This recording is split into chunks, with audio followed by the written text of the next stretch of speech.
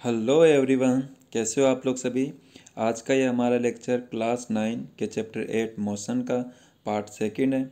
अभी तक आपने पार्ट फर्स्ट को नहीं देखा है तो पहले पार्ट फर्स्ट को देखिए। इसके लिए यहाँ पे आप जो दिए गए लिंक पे क्लिक करके पार्ट फर्स्ट को देख सकते हैं।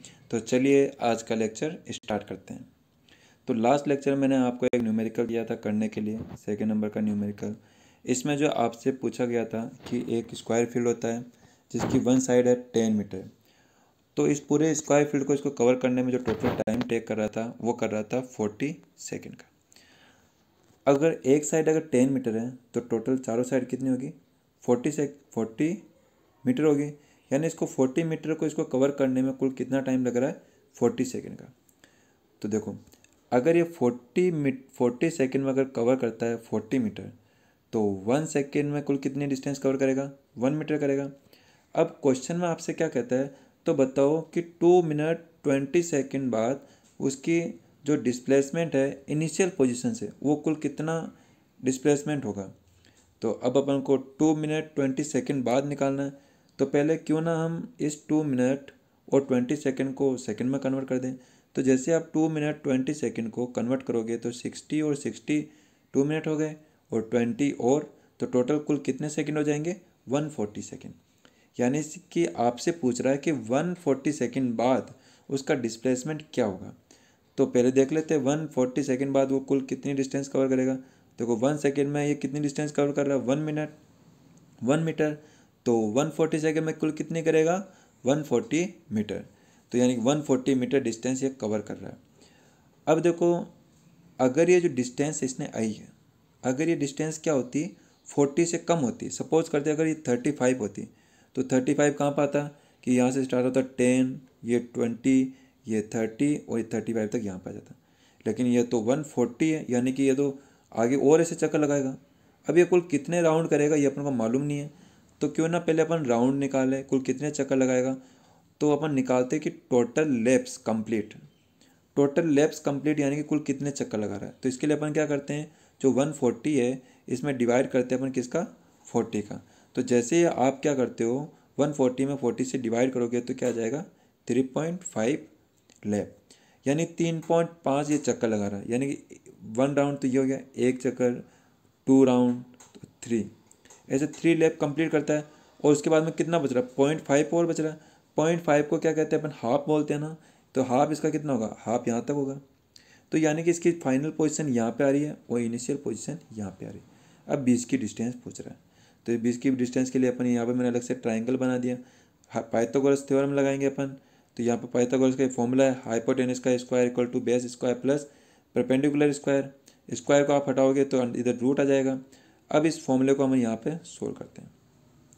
तो ए सी इक्वल टू, ये देखो ए सी इक्वल टू ए बी का स्क्वायर प्लस बी सी का स्क्वायर, यानी कि 10 स्क्वायर प्लस 10 स्क्वायर कितना हो जाएगा, 100 प्लस 100 टोटल 200। 200 को अपन क्या लिख सकते हैं, 100 मल्टीप्लाई 2 लिख सकते हैं ना। और 100 का रूट कितना होता है, 10 होता है।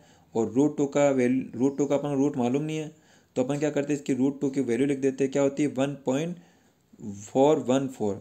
अब जब इसको आप मल्टीप्लाई करोगे तो आंसर इसका क्या जाएगा, कितना आ जाएगा बच्चों, ये 14.14 मीटर, ये इसका आंसर है।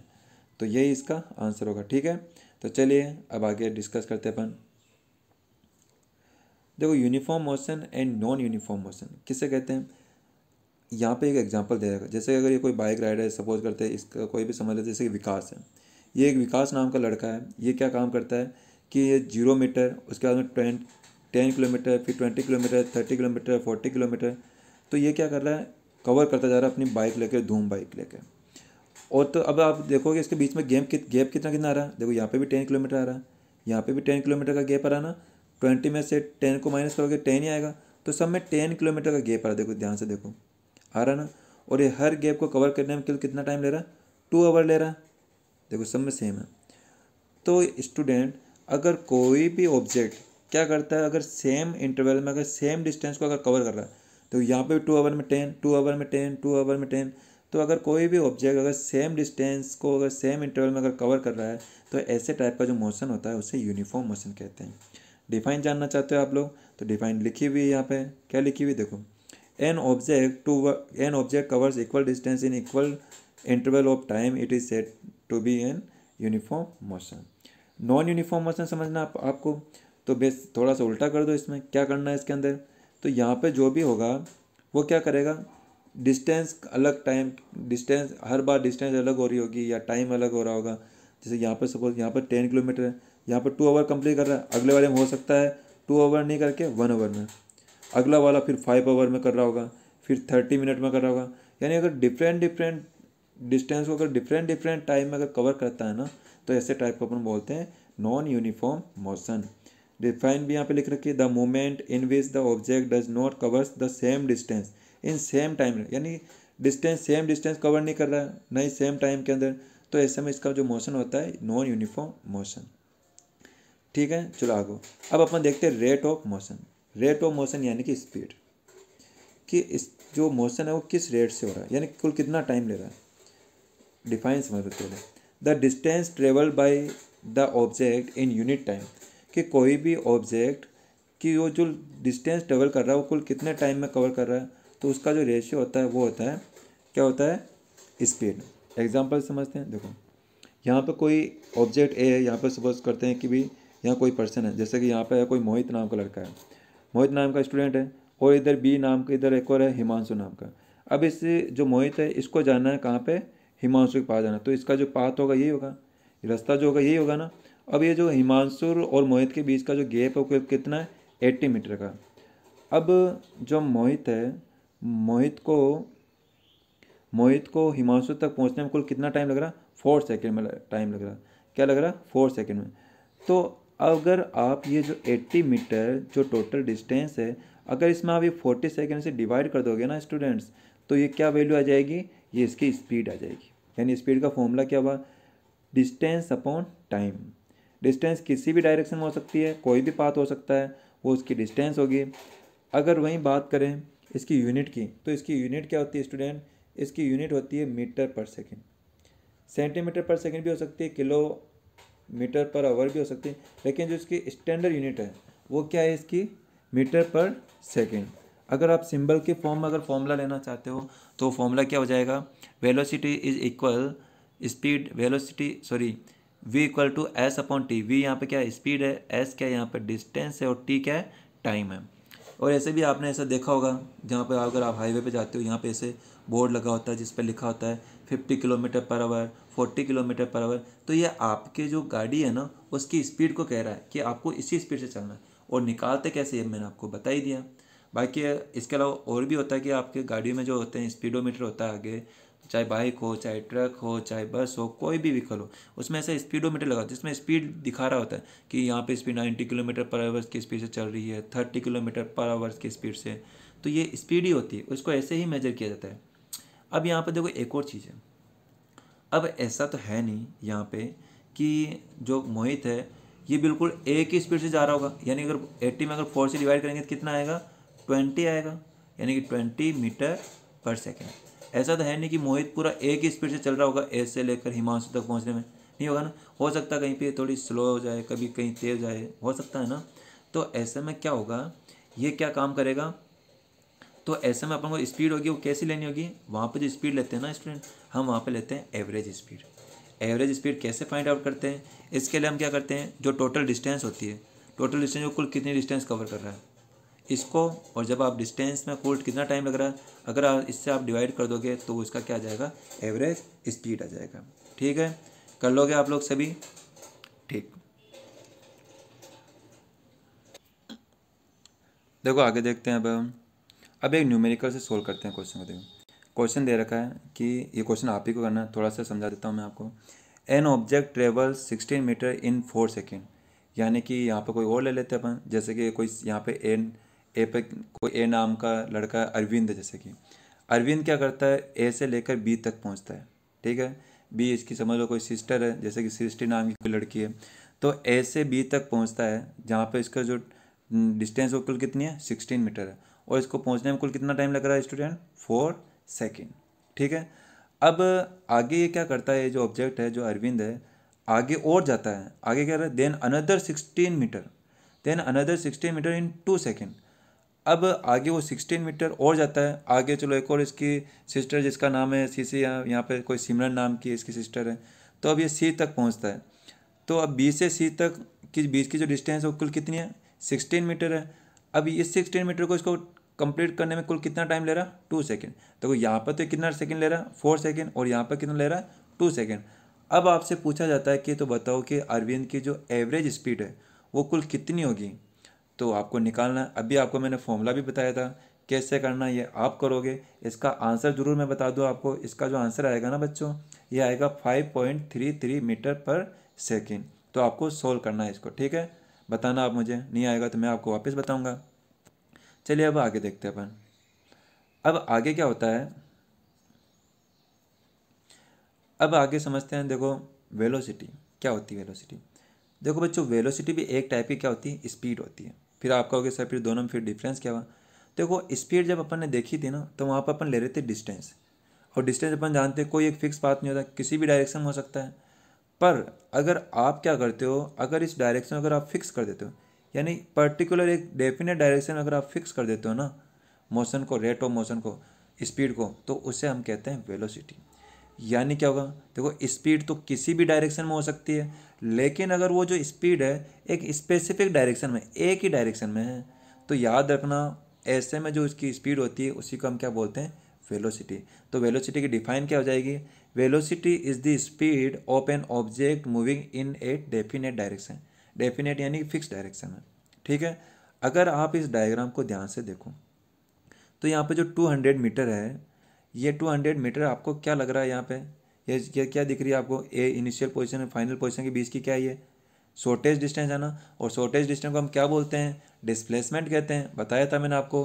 तो जो वेलोसिटी में जो हम लेते हैं ना, वो लेते हैं डिस्प्लेसमेंट।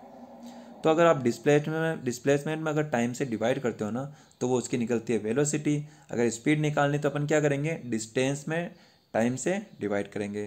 तो अब इसकी यूनिट क्या होगी, इसकी यूनिट भी बच्चों क्या होगी, मीटर पर सेकेंड। किलोमीटर पर आवर भी हो सकता है, सेंटीमीटर पर सेकेंड भी हो सकता है, पर इसकी जो स्टैंडर्ड जो यूनिट होती है ना स्टूडेंट, वो होती है मीटर पर सेकेंड। याद रखना स्टूडेंट, वेरी इंपॉर्टेंट है। स्पीड या वेलोसिटी की जो यूनिट होती है बहुत जगह आगे काम आएगी। बच्चे अक्सर कंफ्यूज हो जाते हैं, पर आपको कंफ्यूज नहीं होना, क्योंकि अब आपने ये वीडियो देख लिया है, तो आपको ये याद रखना है मीटर पर सेकेंड, ठीक है। अगर आपने जो पहला वाला लेक्चर नहीं देखा तो उसको ज़रूर देखना, नहीं तो आपको अभी सब ऊपर से निकल रहा होगा, ठीक है। पहला वाला लेक्चर देख के ही ये देखना आपको।